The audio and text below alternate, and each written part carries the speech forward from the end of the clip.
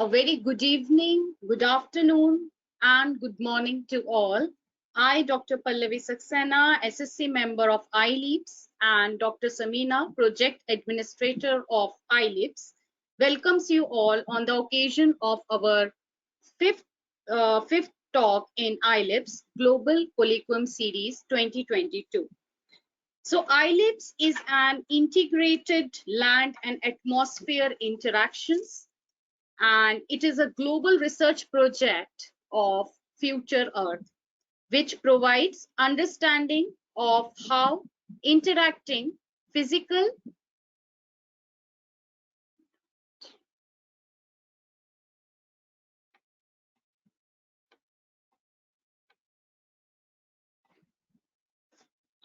physical, chemical, and biological processes transport and transform energy and matter through the land-atmosphere interface. So the prime objective of this colloquium is to introduce the scientific society with the distinguished and significant work of eminent scientists working all over the world. So it is a very bright opportunity, particularly for the early career researchers, to interact with the distinguished speakers and establish the bridge between the ideas and knowledge through this platform. So I would like to introduce our speaker for today's session is Dr. Silvana Munzi.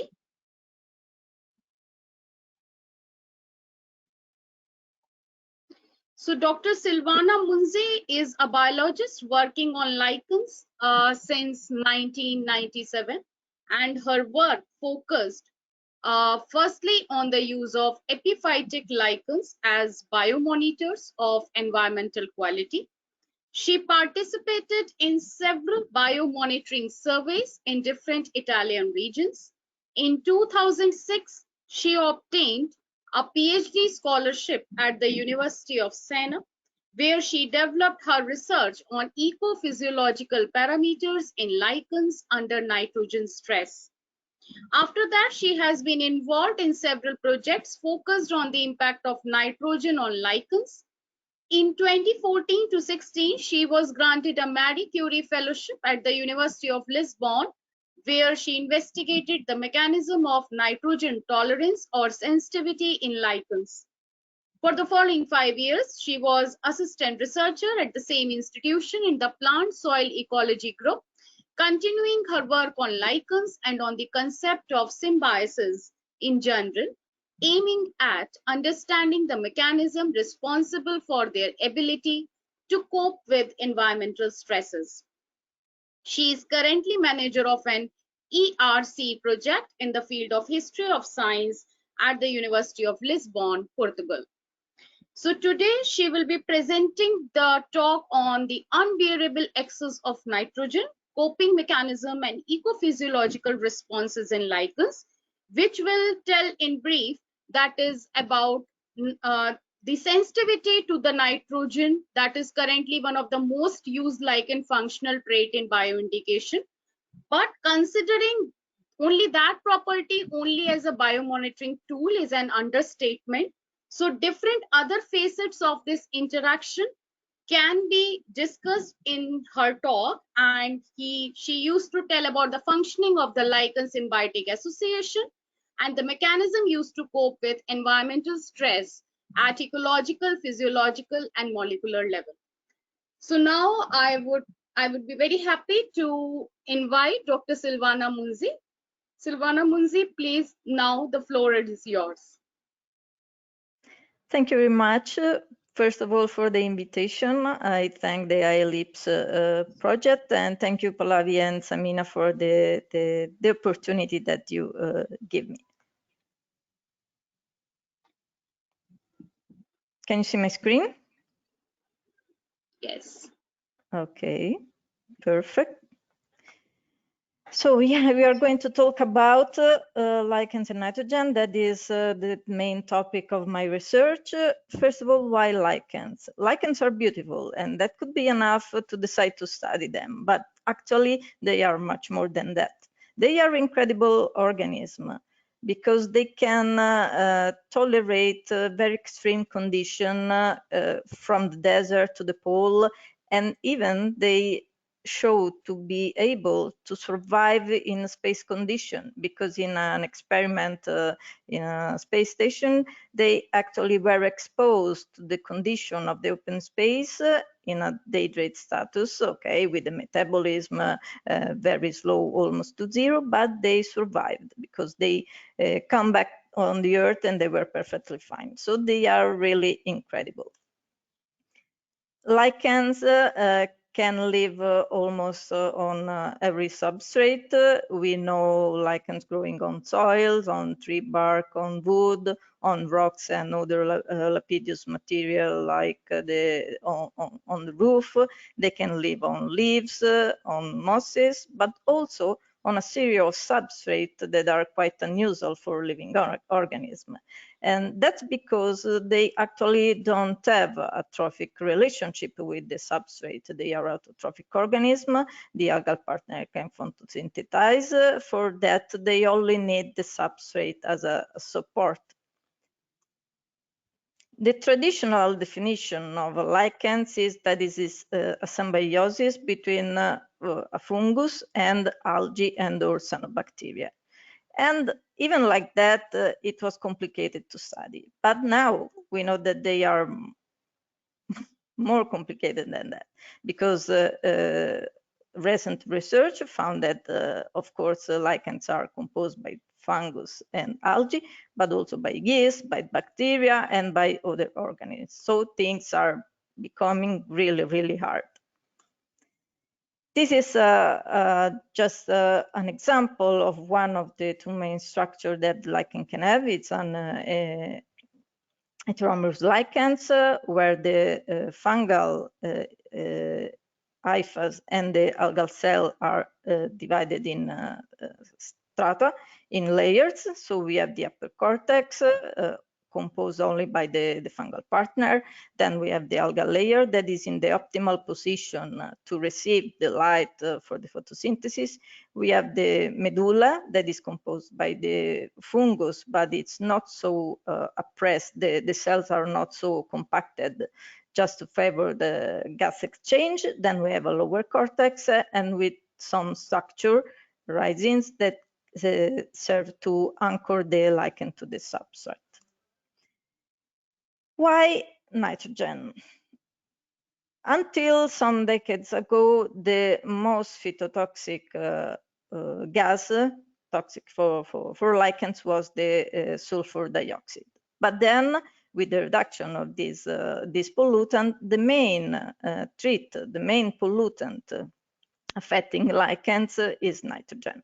Nitrogen is linked to our daily life because fertilizer for production or farming or production of energy or combustion of fossil fuel produce a reactive form of nitrogen. Because of course, when we talk about nitrogen, we are not talking about the atmospheric nitrogen, but we are talking about the reactive form of nitrogen. So oxides, nitrates, nitrates, and all the compounds. And these compounds can turn easily one into another. So that's another point that makes the study of the effect of nitrogen a bit tricky. Since nitrogen production is related to our daily life and the population is increasing, we cannot expect a reduction of nitrogen pollution in the future. On the contrary, we are expecting for an increase unless we really change our life. So, well, why are lichens and their response to nitrogen important? From the point of view of biomonitoring, because they are among the most reactive component of the ecosystem to these elements. So they can provide an early warning of nitrogen pollution and allow us to identify areas at risk. Lichens are also an important part of many ecosystems that still need to be studied and known, like the Mediterranean ecosystem. Explaining the effect of nitrogen on the ecosystem can thus provide useful information also to develop appropriate policy for environmental protection. We have an example, for example, in the critical loads and critical levels that are based also on empirical observation of lichens. Understanding the functioning, the relationship with nitrogen is also important because can provide useful information about the functioning of the lichen themselves.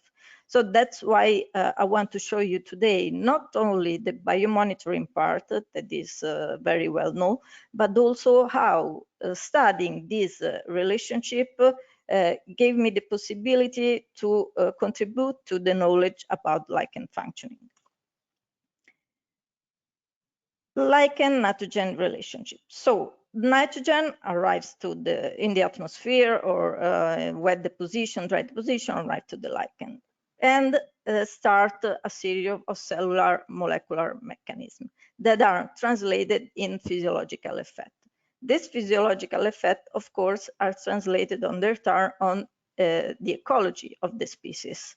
However, when we study traditionally, actually, the traditional study started from ecological observation because it was easy, even in the past, to make ecological observation. Then we moved to the physiological effect to study some physiological parameters in response to nitrogen, both in the microbiome and in the photobiome. And these two aspects, these two kinds of observation at the ecological and physiological level provide us with some means for biomonitoring purpose. However, lately,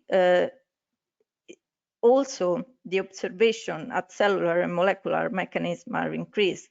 And we are using this observation to understand the molecular mechanism that allow lichens to cope with or to be sensitive to environmental nitrogen pollution. About the biomonitoring method, mainly we have three different forms. At the moment, we can assess the change in the epiphytic lichen communities. This is the traditional method, actually. There are some problems because it requires a long time to happen, relatively long time. It can be a few years, but still it's a long time. And so it gives a late indication. The functional groups approach, it's a bit different. It's also requires time, but it's more specific because it takes in consideration more detailed description of the ecology of the species. So it provides more accurate information. And then we have the physiological approach that gives a more rapid response and can be used as an early warning. And we are going to see some example of it. Functional traits, maybe someone is not familiar with the concept. Functional traits are morphological, biochemical, physiological, structural, etc. Characteristic that characterize all the organism, the individual or the population, and are considered relevant for the response of the organism to the environment.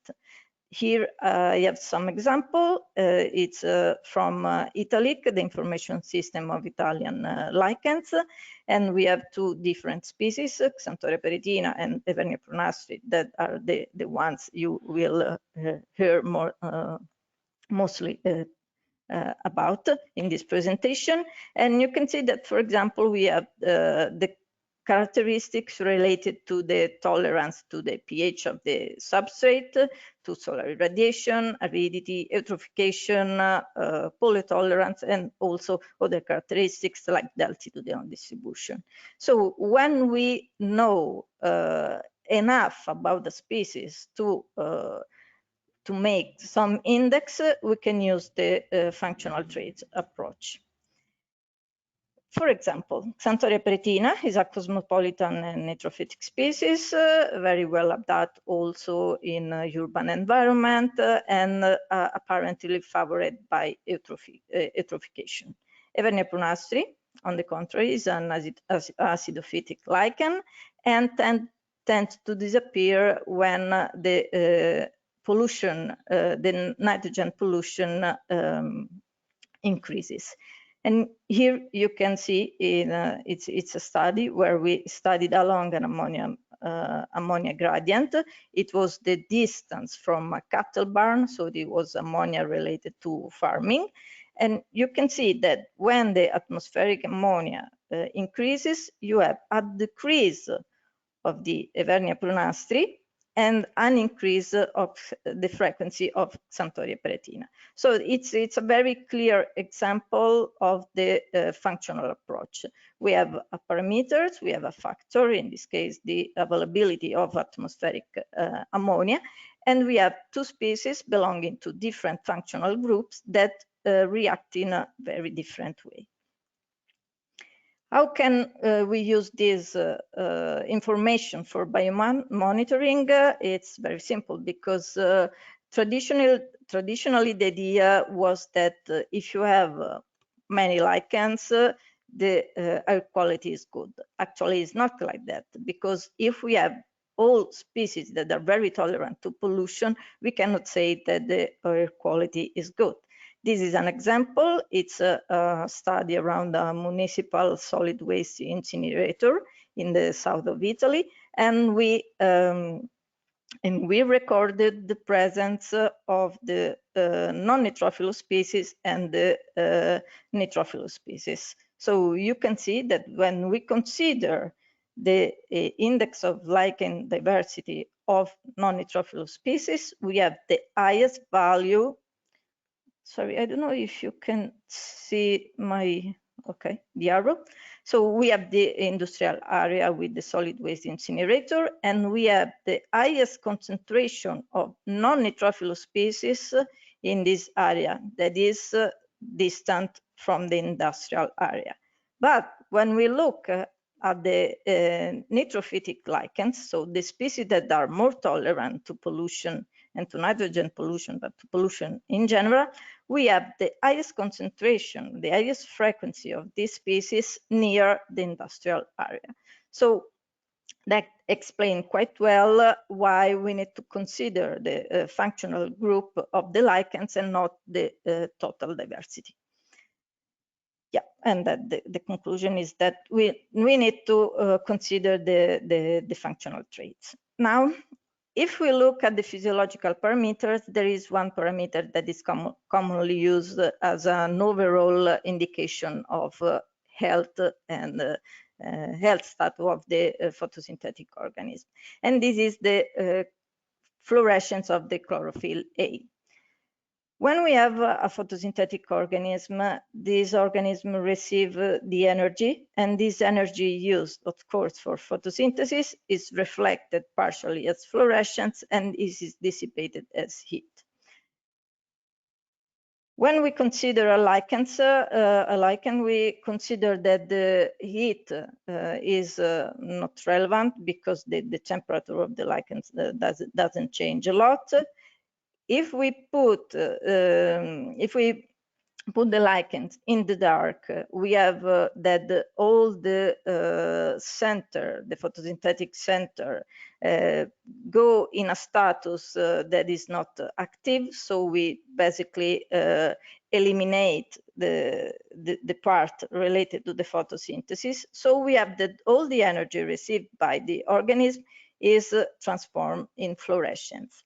And we can measure this fluorescence. When we measure this fluorescence, we have a parameter that is the FV to FM value, where FV is the variable fluorescence that is given by difference from the maximum fluorescence and the basal fluorescence. It means that when we have an organism dark adapted, the fluorescence go to a minimum level, that is F0. When the organism receives a light pulse, this fluorescence goes to the maximum level, okay? So this is the fluorescence that we are going to consider. And the parameter is the fluorescence, the variable fluorescence on the maximum fluorescence. So this is the parameter that we are going to use, and it's an indication of the health status of the organism. We use often this to measure the response to a particular stress. In this experiment, it was a medium-term exposure to nitrogen, always considering the two species that I talked about, Vernia prunastri, the sensitive one, and Xanthoria peritina, the tolerant one. The lichens were sprayed for several weeks with a nitrogen solution, ammonium nitrate and sorry, I can't see. Ammonium nitrate. Oops. Okay, several compounds with different concentration, and basically what you can see is that the green and the blue one were the lowest concentration, while the yellow and the pink were the highest.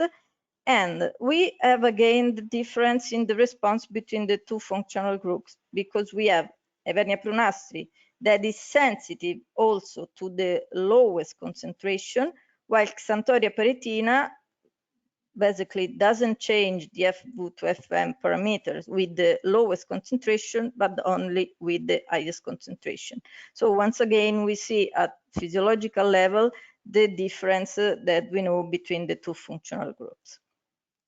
We have other physiological parameters that can be considered for the biomonitoring purpose, and one is the membrane integrity.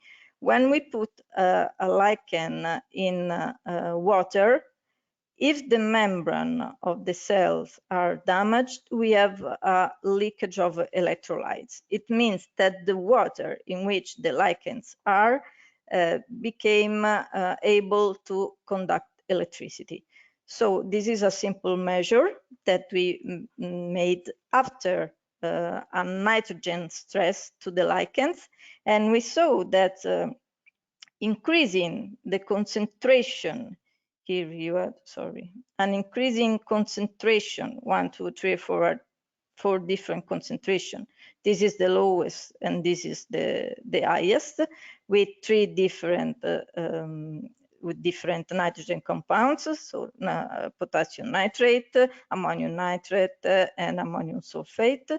So we have that increasing the concentration and depending on the compounds, we have an increase in the membrane integrity. So until now, we have 2 parameters that we can use for biomonitoring purpose, the membrane integrity and the chlorophyll fluorescence.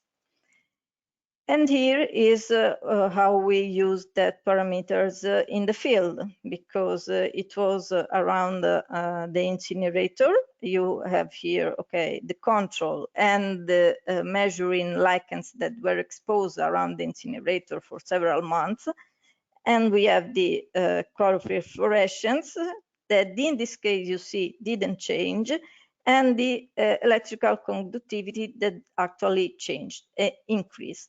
So that showed, this results showed that we had not an impairment in the photobiome, because of course when we are measuring the chlorophyll, the chlorophyll fluorescence, we are talking about the algal partner, but we had an impairment in the cell membrane, and that's likely linked to the fungal partner, because around 90% of the biomass of a lichens is composed by the fungal partner. Okay, so we have 2 different parameters that we can use, and not always we have the same response from them. So that's interesting.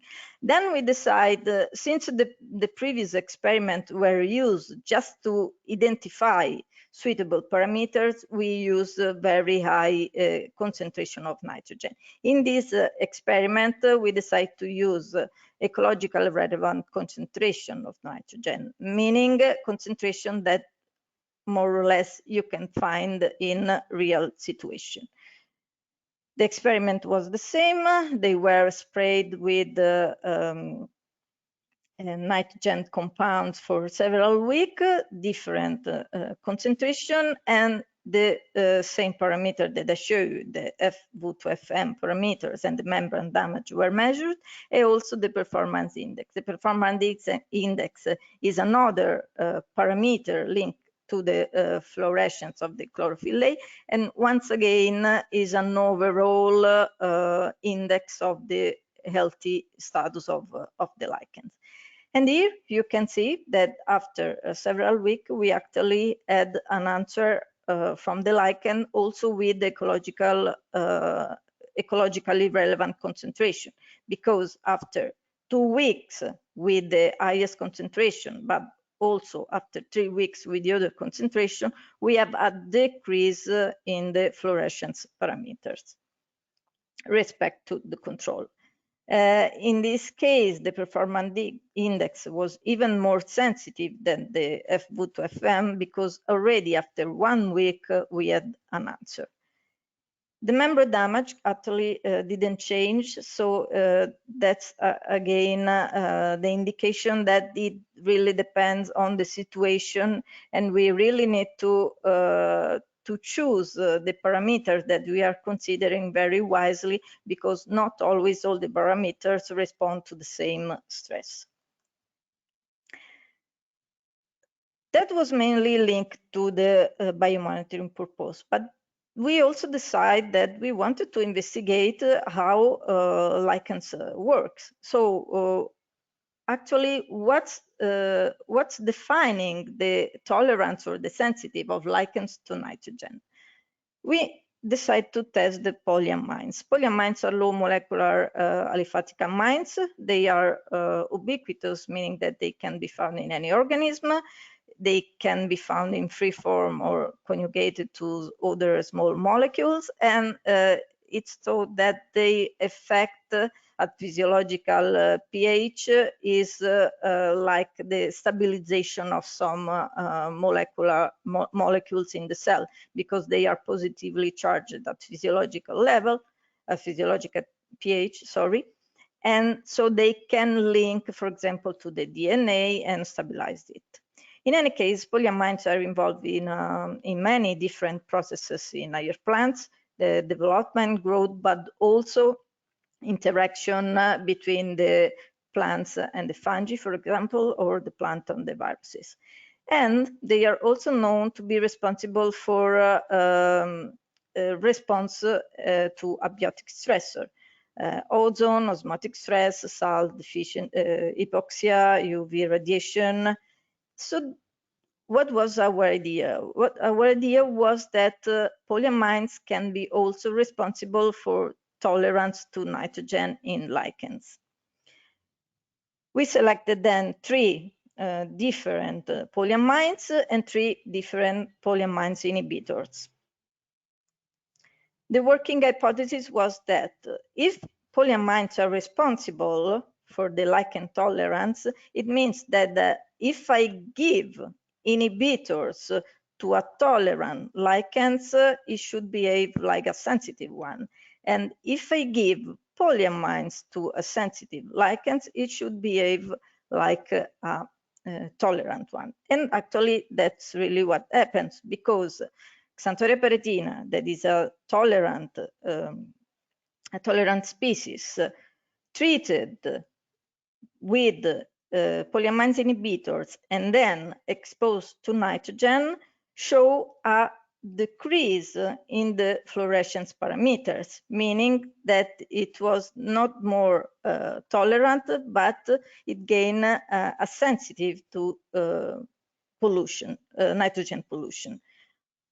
On the other side, Evernia prunastri, that is a sensitive species, treated with polyamines and then exposed to nitrogen, became tolerant. And we can see the difference, because this is the control, now treated with polyamines, and then with the polyamines, although a different time from the treatment, it became a tolerant species, let's say like that. So polyamines can be involved in the tolerance of lichen to nitrogen. Another experiment that we did was to investigate the role of chitin and ergosterol in the nitrogen tolerance. Why? Because chitin is a constituent of the fungal cell and actually contains nitrogen. Ergosterol is the constituent of the fungal plasma membrane, and it doesn't contain nitrogen, but the two are usually used as markers of the fungal biomass and activity. In an agricultural site, it's a semi-natural environment where we have two different areas, one with grazing and with a cattle farm, and one without grazing, where the cows, where the animals were excluded since 1998. We collected 4 different species. 2 species, Xanthoria peretina and Palmotrema evolucinum, we were able to collect in both the sites, so with the low nitrogen and with the high nitrogen availability. And 2 species, Severnia pronastrid and Usnea, we were able to collect only in the clean site because they are sensitive species. And we measure in all the species the amount of chitin and ergosterol.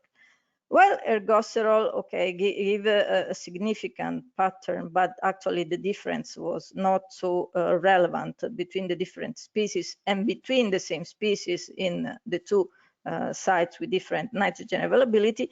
Chitin was more interesting because we saw that in the 2 sensitive species, the amount of chitin was the lowest. In the intermediate species, talking about the tolerance, that is Palmotrema evolucinum, there was a medium amount of chitin, while with the most tolerant, the Xanthoria peretina, the chitin was the highest. The concentration of chitin in the tissue was the highest. And not only in the same species, the chitin was highest in the site with the highest availability of nitrogen. So our idea is that chitin actually can work as a storage of non-toxic form of nitrogen. And this is one further mechanism that could explain the nitrogen tolerance in this species.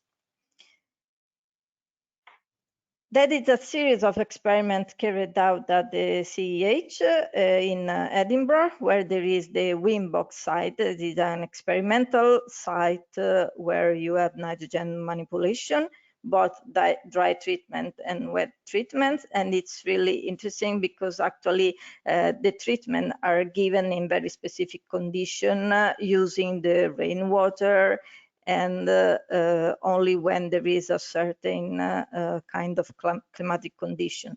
So when you carry on an experiment there, you are sure that all the conditions are very similar to the natural one, and that the only different factor is the nitrogen. So it's a very, very nice experimental site. Okay. This is the distribution of the different plot, but what I did was to collect Cladonia portentosa. Cladonia portentosa is a soil lichen typical in the bog, so it was there in the plot, only in the wet treatment plot, because in the dry treatment plot it was completely disappeared. But in any case, I collect the lichens, and you can see also a morphological level that there are some difference between the untreated lichens and the treated lichens, because the untreated, you can see they are very long, they are a light color, but if you look at the treated one, you can see that they're shorter, and they show an outgrowth of algal cell on the surface. Okay. So there are some consequence also at morphological level. But we didn't want to only see at morphological level, so we went to investigate the algal partner, in this case, the ultrastructure of the algal cell. In the center, you can see the control.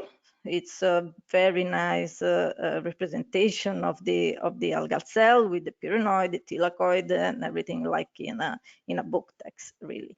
But if you look at the other picture that represent the same species in the treatment, you can see that there are a series of change. We have the pyrenoglobules low electron dense. We have the thylakoid clustered, and they are randomly distributed. We have the accumulation of electron dense material, the wall that is really thick. So there are some change at the ultrastructural level. Are these changes related to nitrogen? Yes, of course they are, but in any case, they are not a specific answer to nitrogen, because the same kind of changes were observed also, for example, in case of pollution with heavy metals. So this is the response of the algal partner, but is not specifically linked to nitrogen. Another experiment, always in the WIMBOG, was to the analysis of the proteome, because we wanted to understand a bit also at molecular level what was the response to long-term treatment. So we analyzed the lichens exposed to different forms, ammonium and nitrate, to 3 different doses, 16, 32, and 64 kilograms of nitrogen per hectare per year. And we compared the cumulative exposure of 6 months, the short term, and 11 years, the long terms. Very briefly, the most relevant changes were observed in the fungal partner, and specifically with the nitrate, the mostly affected was the energy metabolism, while in case of the ammonium, the most affected was, beside the energetic metabolism, also the transport and the translation and post-production of the protein.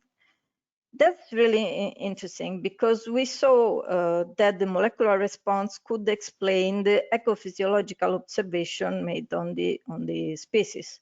For example, we saw at molecular response that the photobiont showed the upregulation of the energetic metabolism and the photosynthesis. And that was in agreement with the fact, with the ultrastructure that you saw, that also, in case of change, the chlorophyll phosphorescence parameter didn't show any impairment of the algal functionality. So, although there were some change, they were not so drastic, they were not so serious to avoid the functioning of the algal partner. Then we observed that majority of the under or overexpressed proteins belong to the fungal partner and are involved in the protein transportation and regulation.